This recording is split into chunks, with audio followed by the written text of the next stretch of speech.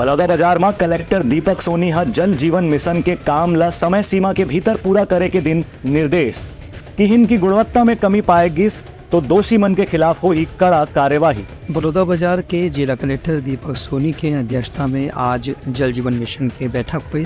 बैठक में कलेक्टर हाकिम के जल जीवन मिशन के अंतर्गत जो भी कार्य करे जाते ओकर गुणवत्ता में कोई भी प्रकार के समझौता नहीं करे जाए। कलेक्टर इंजीनियर और निरीक्षक पर लकीन कि यदि ठेकेदार के काम में गुणवत्ता में कोई भी कमी पाए जाते तो ठेकेदार के लाइसेंस रद्द करके उसके खिलाफ कड़ा कानूनी कार्रवाई करे जाए। संग संग ओवरहेड पानी के टंकी के निर्माण में भी गुणवत्ता में कोई प्रकार के समझौता नहीं होना चाहिए। उनखर के लगातार निरीक्षण इंजीनियर और तकनीकी विशेषज्ञ मंत्रालय करे जाए ताकि कोई भी प्रकार की गुणवत्ता में कमी झन होए।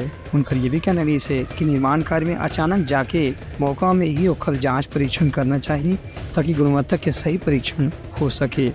Bureau report, Vatranga news.